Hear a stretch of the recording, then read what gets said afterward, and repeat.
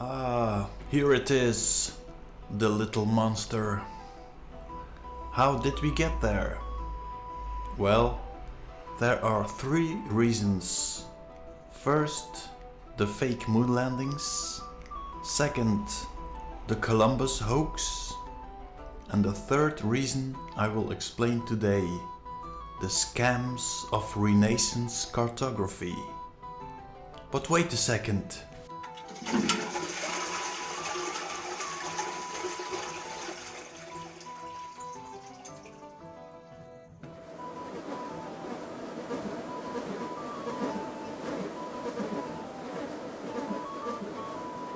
How to morph the old world into the new world. But first I will show you my version of the facts.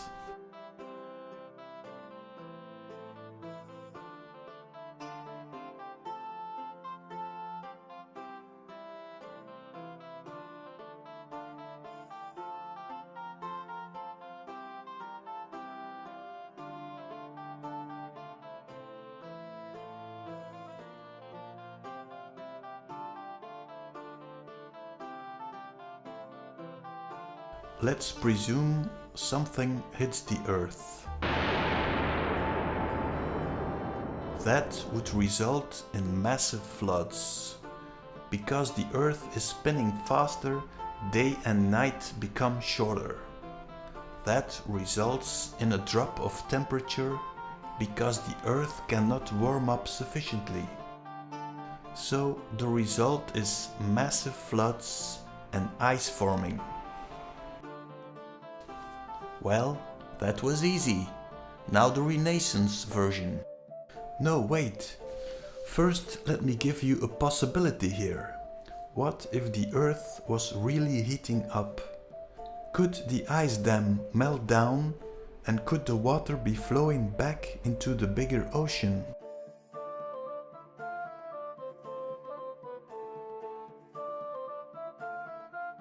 Okay. Let's go to the morphing of the old world into the Columbus map. First, I will compare 6 crater maps of the Middle Ages. To prove it's not just one lunatic in a medieval abbey who is improvising on the world map. In the center of the craters you have Jerusalem.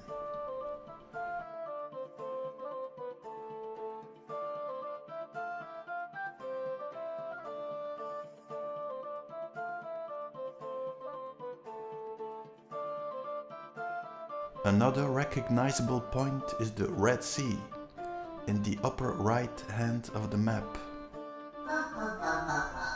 These medieval guys were so stupid.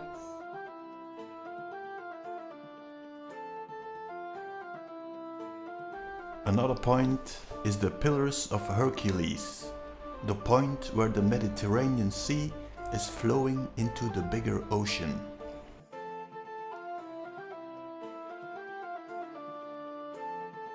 The crater was divided in 3 parts: Asia, Europa and Africa.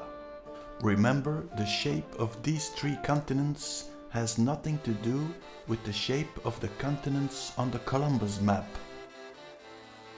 In the center you have the Mare Mediterranea. Mediterra means Middle Earth, the Sea of Middle Earth. You have the Red Sea, and the surrounding water is called the ocean. The water has an O form.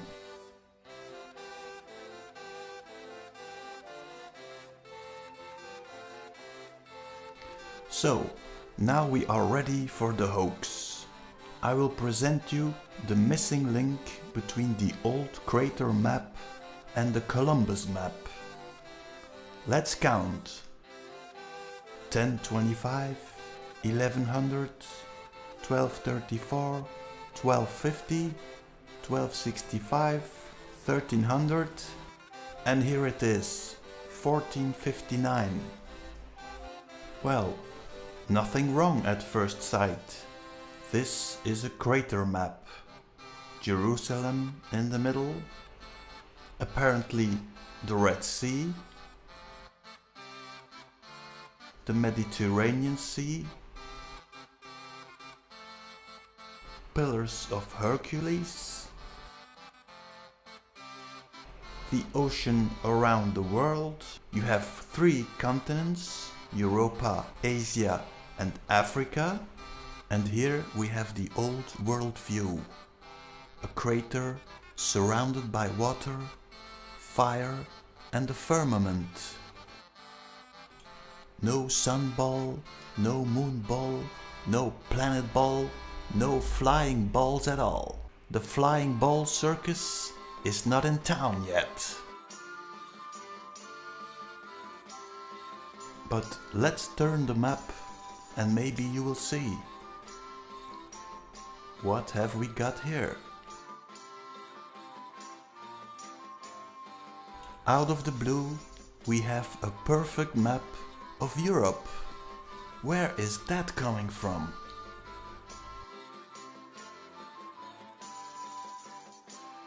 Let me show you what they did.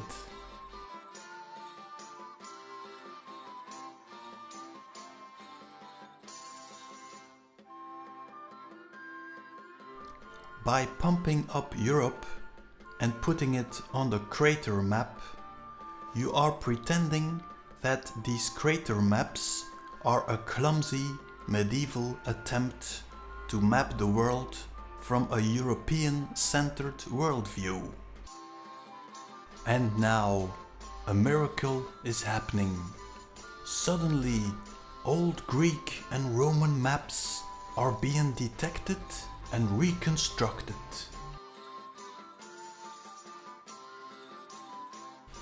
The reconstructions are confirming this Renaissance map.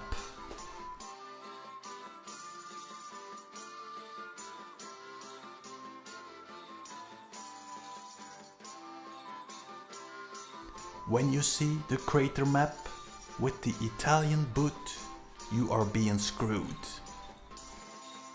Hey guys, we have a problem here. What about this piece of land? And this one? You have used up all the continents. No problem. We will send an explorer. And we will discover a new continent. And we will call it the Americas. We will flip it horizontally and put it in another circle.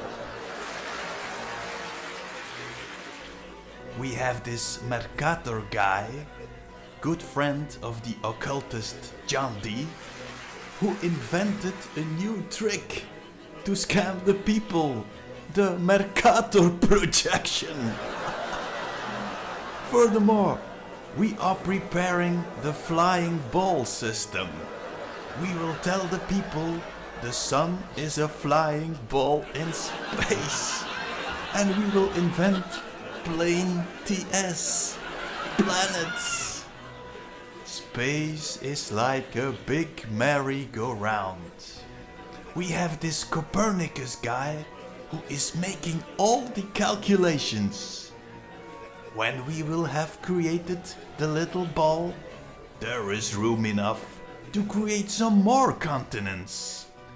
We still have this piece of land, which we will call Australia. And to explain all the ice walls, we will finally create another forgotten continent, Antarctica.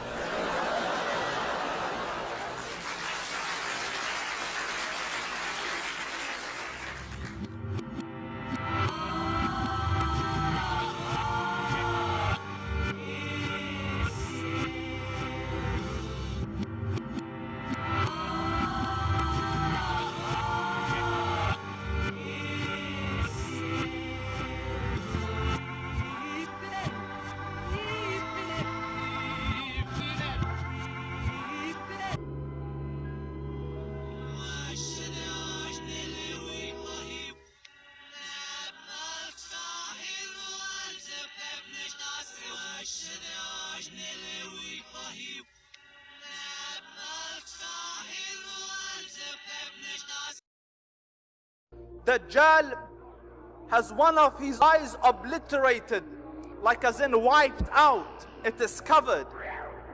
The Prophet ﷺ described him, his hair will be curly, his legs will be arched. He will be young in age. He's not old, probably in his mid-30s. He's red-skinned, meaning he's more reddish in color when you look at him. He's not tall, he's short, but his body is very stocky, it's huge. When you look at him, you say, whoa, he is a huge man. And his face looks rough. And his forehead is wide. Ajla al-jabha, his forehead is wide. His chest is wide. Wide shoulders.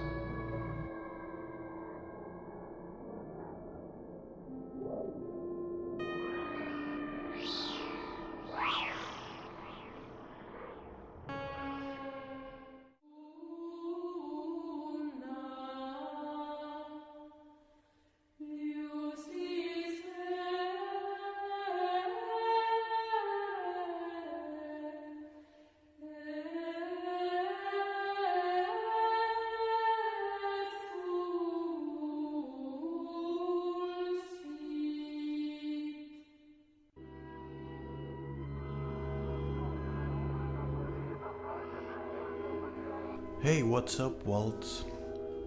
You want me to zoom in on the center of the Disney World map. What that is? That is a cross in a circle, Walt. Zoom in on the center of the map of Hereford? Okay, well, that is Jerusalem, Walt. Oh, another cross in a circle. So, the center of the Disney map stands for Jerusalem. And who has a statue there in the center? That's you, Walt. Oh, that is Jesus, Walt. That is the same pose. You with Mickey and Jesus with the sheeple. So Mickey is the sheeple and you are Jesus. Some people are not going to like that, Walt. But what are you pointing at, Walt? Replace it with the Hereford map? Okay, Walt. So, you are pointing at Rome. What are you saying here, Walt? Is there another Rome on the bigger earth? You are Jesus and you are living in another Rome. Or are you the Pope living in another Rome? Maybe the Black Pope? Is this the reason you are putting us on a little ball? So we don't find your hiding place? Walt? Walt?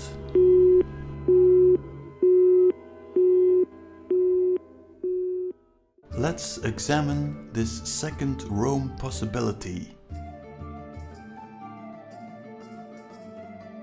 If that is true, there must be two histories. The old world history, before the flood, and the new world history, after the flood. There must have been different floods, because on the old world maps you find pictures of the Ark of Noah. But what we are looking for is the flood that is changing the old world into the new world. Is there a time in history where you can see there has been a reset?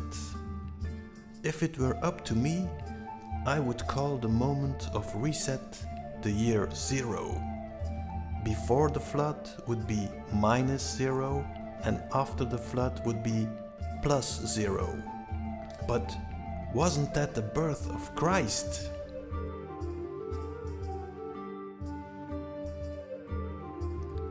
On the map we see that in the center of the world, Jerusalem, Jesus already has been crucified.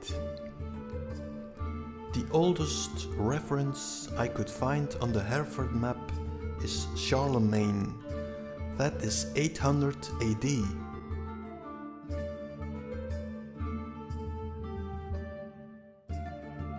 So the flood happened after Charlemagne. I also came across the theory of Robert Russell Newton. He stated that the moon was turning faster between 700 and 1100 AD. As the moon is a reflection of Earth, that means Earth is turning faster. Another theory of Anatoly Fomenko stated that history was forged by Renaissance scholars, and history as we know it began on 800 AD. So it seems like all signs are pointing at a period around 800 AD. So there is a massive flood. All the people on the lower world are wiped out. But surely a lot of people would have managed to get in a boat and would have been looking for higher ground. An important people of the time that would not have been flooded were the Scythians. So the route of Europe, Asia is mainly Scythian.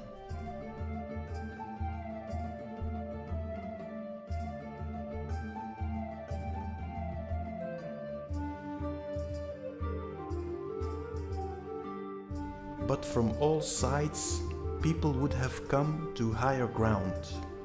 So you would have had a melting pot of all cultures on a small piece of land. Let's take a look at all the peoples living on the pre-flood map.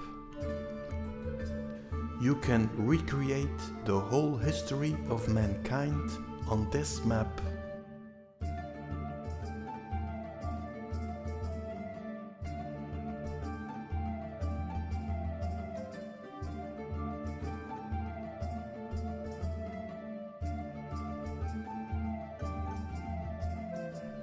Smoking gun for me is Troy, unfindable on our current map, but very obvious on the pre-flood map. Troy, a big city on the coast of the Lydians. It would be logic if the Greeks want to conquer the Lydians, they would have to conquer Troy first. So let's take a look at this picture of Charlemagne. The eyes of this painting reminded me of another guy. It reminded me of the actor playing King Egbert from the series Viking. So I looked at King Egbert and I noticed he was the first king to be confronted with the Vikings in 792. That is about the period of the flood. So I started to investigate the Vikings. Well, this story is so explosive, I'm going to make a separate video of it. I will explain how they morphed the map of the New World into that of the Old World, or vice versa. Thanks for watching, for now.